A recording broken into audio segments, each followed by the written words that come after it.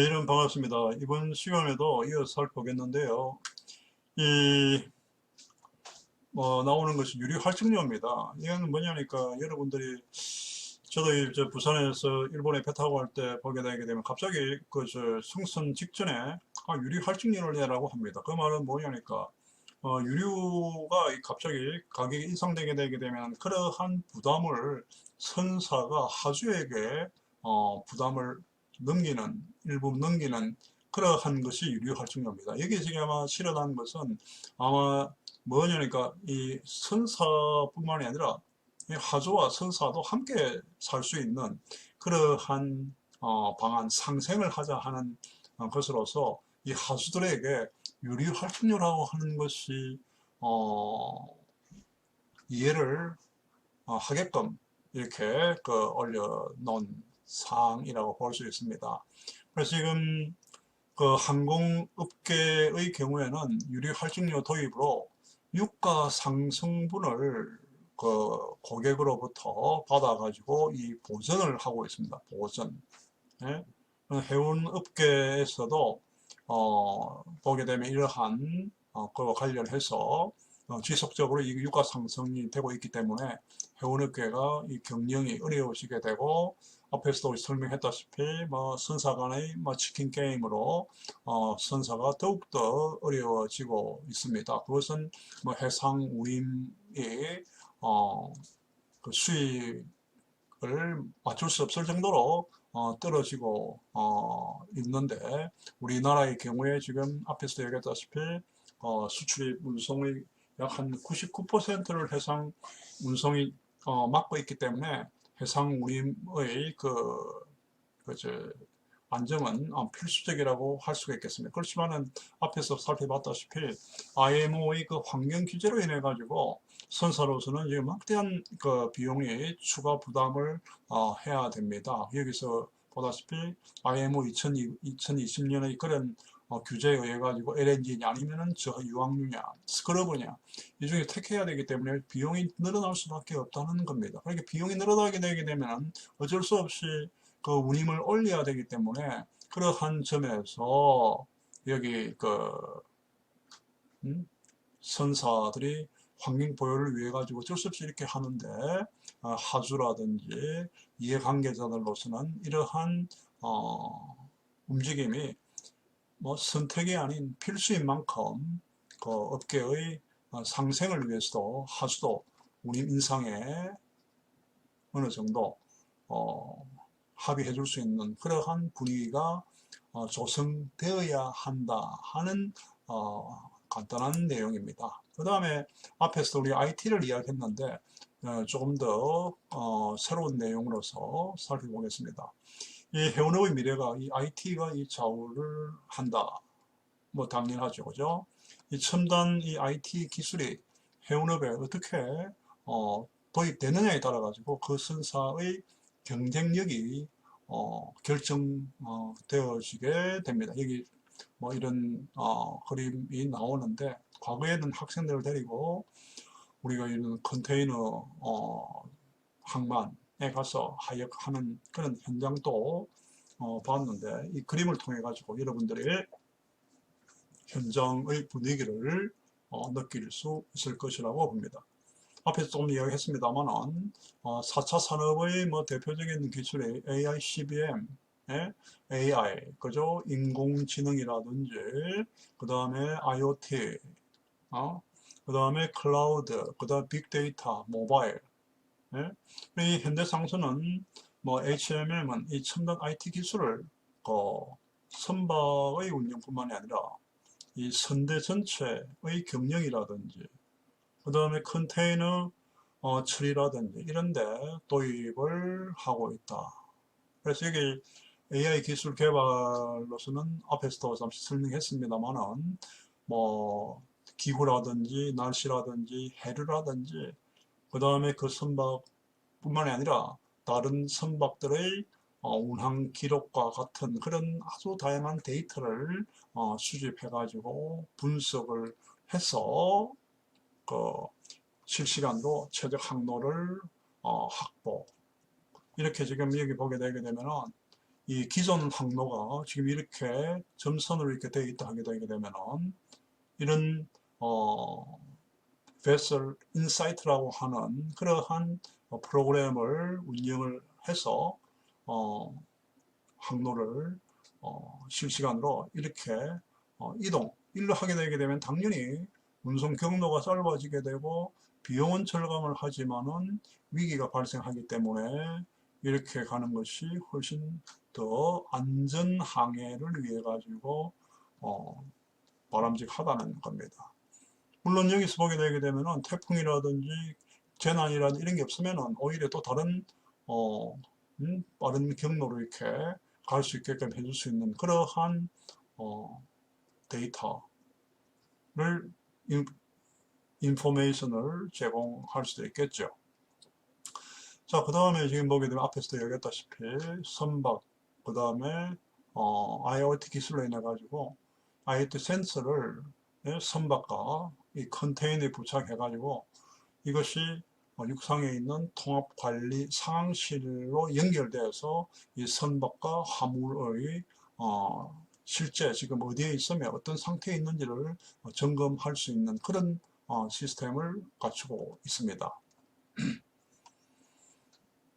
그 다음에 이 회사에서 뉴가우스라고 하는 그런 이 차세대 해운 물류 시스템을 개발해 가지고 운영하고 있는데 이것은 클라우드를 기반으로 해 가지고 전 세계 각지에 위치한 클라우드 서버를 통해서 빠르고 안정적인 데이터 관리를 하고 있다 하는 그 정도로 이해를 하면 돼요. 그 다음에 빅데이터 앞에서 이야기했죠. 이 선박, 그 다음에 기기, 그 다음에 이 항로의 그 효율적인 관리라든지 이런데 이렇게 하기 위해서는 정확하게 시장을 예측을 해야 되는데 이런 빅데이터의 분석 시스템이 구축되게 되게 되면은 훨씬 더 효율적인 선박의 관리, 그 다음에 컨테이너 자체만 놓고 볼 때 컨테이너의 이동, 그 다음에 장치에 대한 관리도 더욱더 이 효율적으로 될 수 있다는 겁니다. 그 다음에 실제로 모바일로 스마트폰으로 이 선박, 이 화물이 지금 어디에 지금 위치해 있는지, 그 다음에 그뿐만이 아니라 냉장 화물 리프러지레이트 컨테이너, 냉장 컨테이너의 경우에는 이 냉장 화물의 그 온도까지도 고객이 자신의 그 모바일을 통해 가지고 뭐 BL 넘버라든지 패스워드를 입력을 해 가지고 확인할 수 있는 그런 서비스까지 제공이 되고 있다는 겁니다. 이렇게 과거에는 보게 되게 되면 이런 게 없을 때 하수들로서는 화물을 갖다가 선적을 해놓고 어디 지금 보내고 있는데 과연 내 화물이 지금 안전하게 가고 있는지 굉장히 궁금했다는 거죠. 그렇지만은 요즘 일반인들이 우편물을 갖다가 EMS로 해외에 보내거나 할 때 보게 되게 되면 그죠? 바로바로 연락이 오잖아요. 자, 지금 뭐 어디 우체국에서 공항을 갔다든지 그 다음에 뭐 도착을 했다든지 아니면 연결됐다든지 실시간으로 몇 차례 그 화물이 그 화물의 추적, 화물 위치 추적이라든지 이런 것을 실시간으로 알려주고 있듯이 이런 이 국제 해상 운송에 있어서도 화주인 고객이 그 화물의 그 위치뿐만이 아니라 화물의 상태까지도 알 수 있도록 중요한 정보들을 자신의 스마트폰을 통해서 확인할 수 있는 그러한 것까지로 이렇게 발전해 나오고 있다는 겁니다.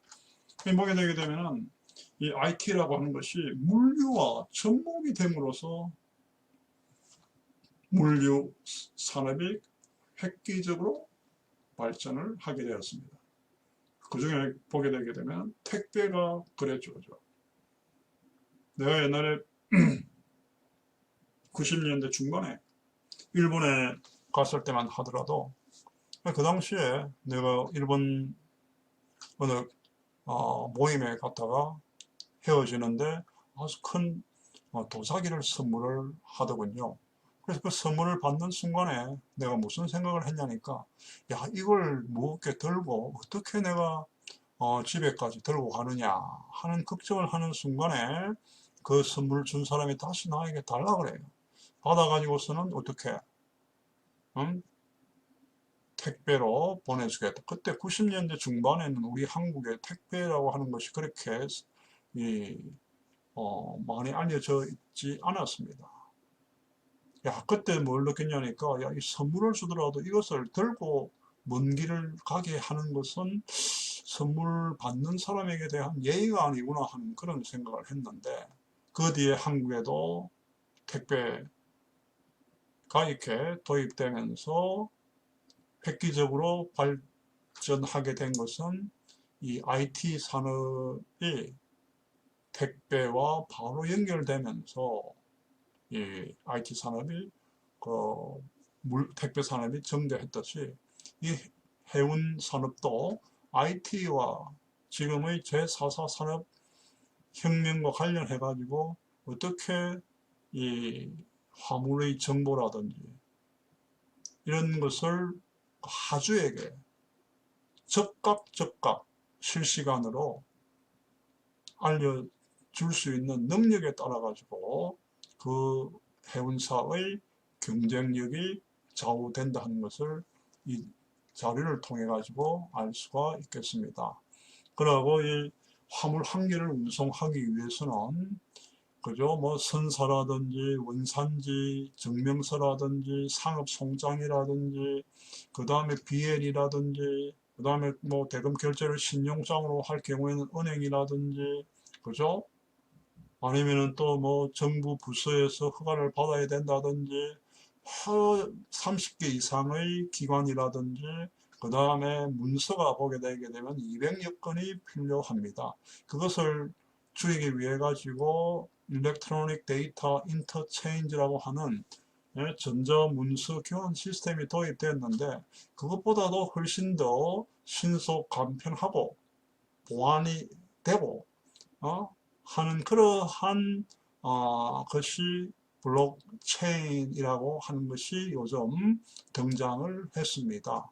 그래서 블록체인 기반의 그 해운물류 시스템의 도입을 위해 가지고 이 HMM에서는 일찍이 시험 운항을 했으며 이 수출 통관의 경우에도 관세청의 시범 사업에 참여를 했고 디지털 컨테이너 쉬핑 어소시에이션에도 가입해 가지고 노력을 하고 있다 하는 내용입니다. 그래서 여기서 지금 하는 것은 이 자료를 통해 가지고 이 회사의 내가 홍보하는 것은 없어요. 나는 이 회사에 한 번도 무슨 가본 적도 없고 우리 성균관대학교와 아주 근접해 있습니다만은 가본 적도 없습니다. 그렇지만은 우리 한국의 지금 현재로서는 대표적인 선사이기 때문에 이 선사가 어떻게 지금 운영되고 있다는 것을 운영되고 있는지를 살펴보는 것이 여러분들에게 앞으로 이 해운업계에 진출하거나 물류업계에 진출하려고 하는 자에게 가장 이 실효성이 있는 그런 자료이기 때문에 이렇게 활용을 하고 있습니다. 자, 그 다음에 다른 내용을 한번 보도록 하겠습니다. 이 회사의 성장 전략입니다. 앞에서 우리가 선봉량은 이야기했죠. 110만 쉽 스페이스를 했죠. 그리고 전 세계의 그 물동량 중에서 한 4 내지 5%를 그 HMM이 해상 운송을 하겠다. 그 다음 매출액도 그 100억 달러 이상으로 하겠다는 것이 중장기 성장 전략입니다. 여기서 보게 되면 해운회사이기 때문에 자신의 선봉량을 어떻게 하겠다 하는 계획, 그 다음에 시장에서의 점유율을 어떻게 하겠다는 계획, 그 다음 매출액을 어떻게 하겠다는 계획, 이 세 가지로서 전략을 세워 있습니다. 그리고 앞에서도 이야기했다시피 친환경 친환경 스크러브를 장착한다 했죠. 이 HMM에서는 그렇게 하고 또 그 컨테이너 한 개당 운항비를 줄이기 위해 가지고 초대형화하고 있는데 이러한 친환경 초대형 컨테이너선을 확보를 하고 있다. 그래서 지금 여기 나오다시피 이러한 2018년에 46만 T였습니다.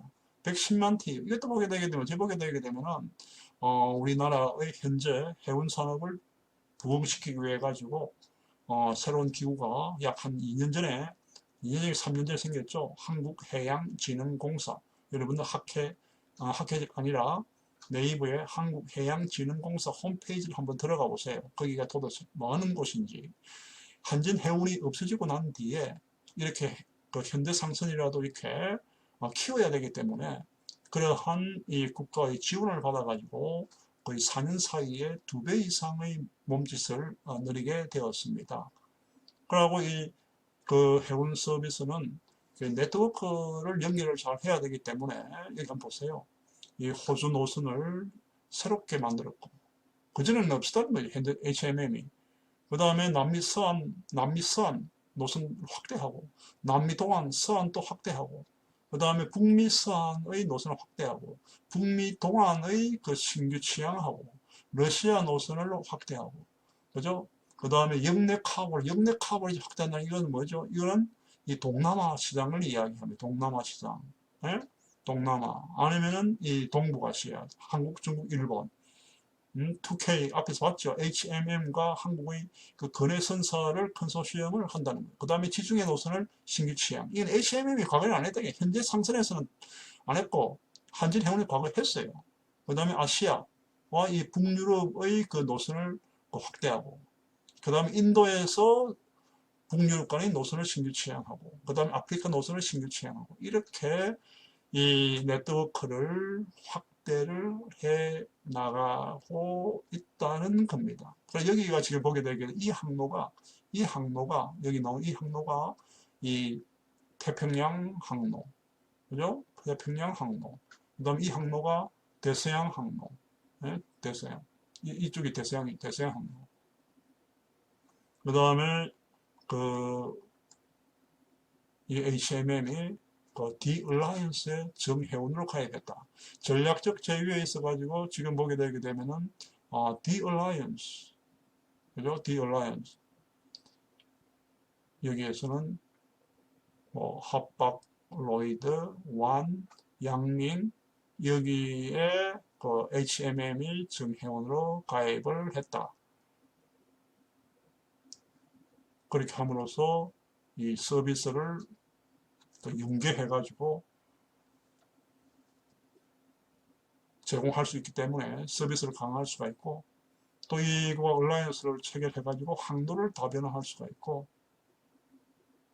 그리고 이렇게 세계적인 선사와 같이 함께 함으로써 트러스트를 구축할 수가 있고 또 이 같이 함으로써 전략적 제휴를 통해 가지고 비용 구조를 개선을 할 수가 있겠다는 그 앞에서 이야기했다시피 그 환경 규제에 선제적으로 대응했다는 것. 그 다음에 국내외 거점 항만에 있어 가지고 터미널을 전용 사용할 수 있게끔 하는 그러한 조치도 취했다. 카오슝, 대만에 있는 카오슝, 그 다음 미국입니까? 타코마, 그 다음에 또 카오슝에도 있고, 로테르담에도 있고, 시애틀에 있고, 요 시애틀에 있는 이 터미널을 자기들이 확보했다는 겁니다. 미국의 롱비치에 있는 터미널도 확보했다. 스페인의 알헤시라스에도 HMM의 터미널이 있다. 그 다음에 부산에도 가덕도입니까? 이러한 곳에 터미널을 가지고 있다. 그 다음에 첨단 기술, 지난 앞에서 이야기했죠. 그래서 지금 이 회사가 앞으로 세계적인 해운 선사로 도약하기 위해서 노력하고 있다 하는 그러한 내용이었고요. 마지막으로 이 관련된 내용 또 살펴보겠습니다. 운항 정시성. 우리가 보게 되게 되면 해상 운송에 있어서 아주 중요한 게 뭐겠습니까? 얼마나 자주 이 운항이 되고 있느냐. 그게 뭐냐? 프리퀀시, 운항 빈도. 그 다음에 또 뭐가 있습니까? 얼마나 정확하게 그 배가 입항을 하고 얼마나 정확하게 출항을 하고. 입항은 뭐예요? 입항을 하게 되게 되면 물건을 싣고자 하는 사람에게도 입항을 기다릴 것이고, 물건을 내려가지고 받고자 하는 사람에게도 입항을 기다릴 것이고. 그런데 그 시간이 정해진 시간대로 레귤레리티, 정시에 들어오지 않으면은 얼마나 그 마케팅이라든지 생산이라든지 그 다음에 자금 문제에 있어 가지고 혼란을 초래할 수가 있겠습니다. 그렇기 때문에 빈도도 중요하지만은 정시성이 운송에 있어 가지고서는 아주 중요한 경쟁력 요인이라는 겁니다. 그래서 여기 이 회사가 운항 정시성에 있어 가지고 뭐 세계 1위를 차지했다는 그러한 내용인데요. 이 운항 정시성은 컨테이너 경우에 정해진 입출항 스케줄을 지키는 것을 의미합니다.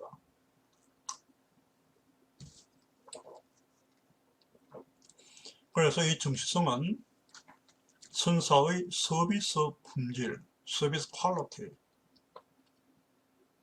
결정하는 중요한 요소입니다.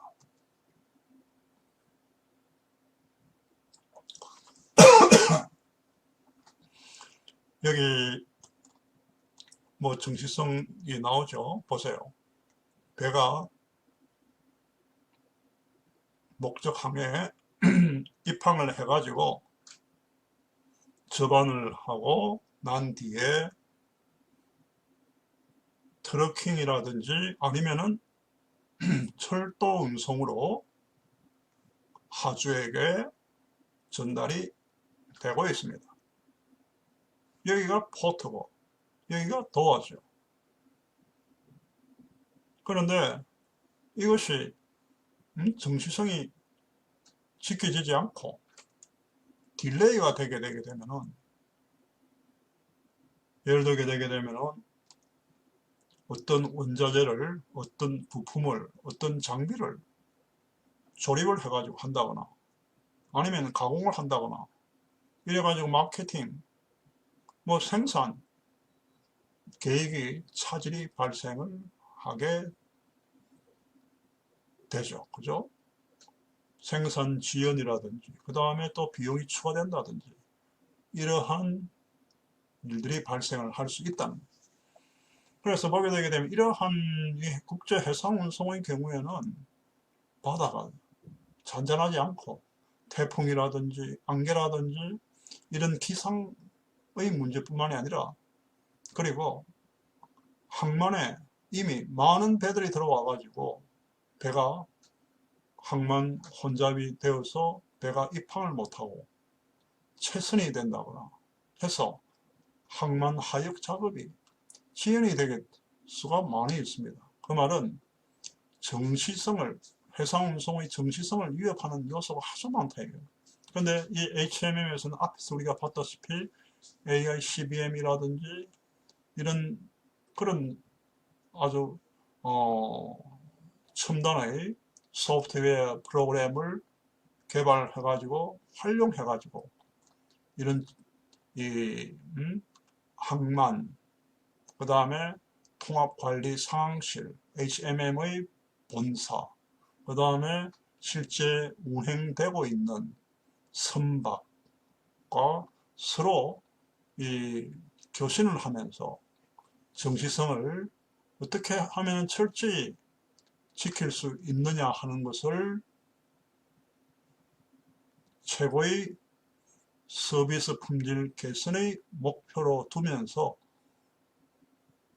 이 역량을 다져왔다 하는 내용입니다. 그래서 지금 다시 또 이야기하지만은 이 회사가 이게 좋으니까 이 회사를 이용해라는 것이 아니고, 그만큼 정시성이라고 하는 것이 중요하다 운임의 싸고 운임이 비싸고 하는 것도 중요하고, 그 다음에 운송 시간이 얼마만큼 걸리냐 하는 것도 중요하고,